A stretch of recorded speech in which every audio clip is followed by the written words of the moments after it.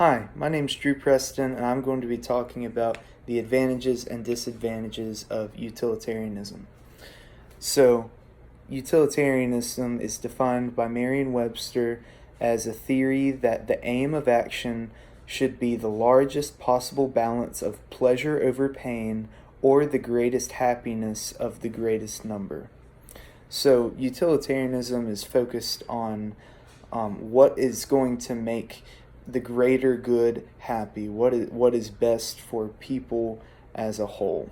So, the first pro I think utilitarianism has is that it focuses on maximizing happiness for all people. And regardless of where people are from or their background and how they were raised or what their religious beliefs are, everyone generally can agree that they want happiness, even if not for everyone, for themselves. And that is the central focus of utilitarianism, is happiness for all. Another is, in its utilitarian society, each person's happiness is viewed equally. So even if a king, if he has all the access to luxuries in life and he can live a stress-free life and have lots of money, even though may have more of these things than a poor man, utilitarianism says that each of their happinesses are valued equally. So the happiness of a poor man is just as valuable as the happiness of a rich, wealthy man. The early advocates for utilitarianism were striving to find how they could make people happy in their studies in philosophy. So one of the oldest advocates of utilitarianism, his name was Jeremy Bentham. He defended freedom of expression, women's rights, and the right to divorce.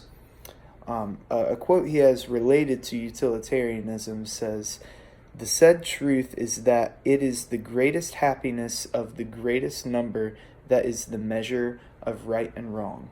So Bentham he's focused on what is best for the greater good, and that happiness is all about what is right and wrong, which also brings in consequences.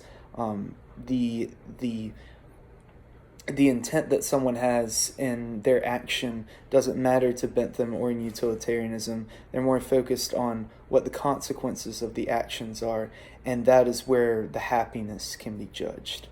A follower of Bentham was John Stuart Mill, and he supported women's educational rights and was also anti-slavery.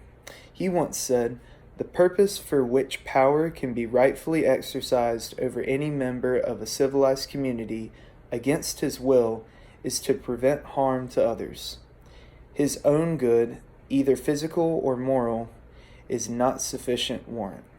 So Mill believes that a man should never be robbed of his liberties or be overpowered by others, but he does believe that if that man is going to bring harm or of any kind to other people, especially in masses, then those people are going to be valued over his individuality.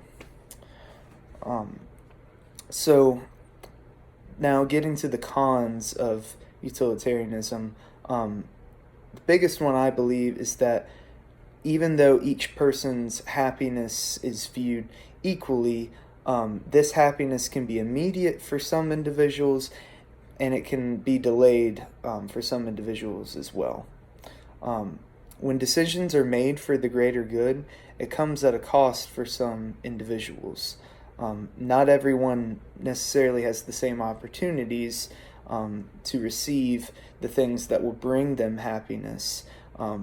So it's not going to work to everyone's advantage immediately. It can take some time for others who aren't as fortunate. Utilitarianism can conflict with some religious beliefs, specifically in Christianity. If we look at the parable of the lost sheep, it's said that if there were 100 sheep and one of them went missing and 99 were all together, the God would be willing to go leave the 99 to look for the one, to risk the 99 in order to bring the one back, and that the joy of finding the one sheep that's lost would be greater than the joy of having all 99 together, which is definitely contrasting from utilitarian belief, where they would absolutely not risk the 99 to save the one. They would do the opposite, and they would make sure that 99 sheep were preserved and let the one go for the greater good.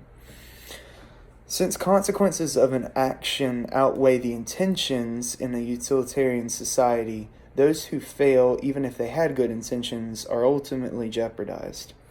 So if you're driving to work and someone were to swerve into your lane, let's say, avoiding this car, you would likely quickly change lanes, would be your automatic reaction, intending not to get hit.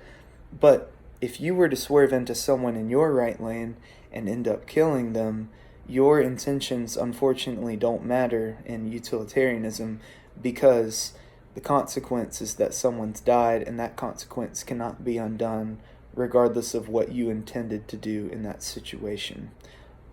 And then morally, wrong actions are acceptable as long as the consequences result in happiness. So you can work your way around doing quote unquote the right thing in utilitarianism as long as it brings happiness in the end. So let's say there was a crime in a small town that was causing a lot of rioting and quarreling for people, but there's no evidence to who committed this crime, but the town is still in shambles as a result of this crime. If the judge were to convict someone who in reality was innocent of these crimes and charge them to death, the utilitarians would actually be in favor of this idea, so it can bring some settling and peace to the community as a whole, and that it would be worth it for one person to give their life for that if it were for the greater good. So thank you for your time about hearing about the advantages and disadvantages of utilitarianism. Thank you.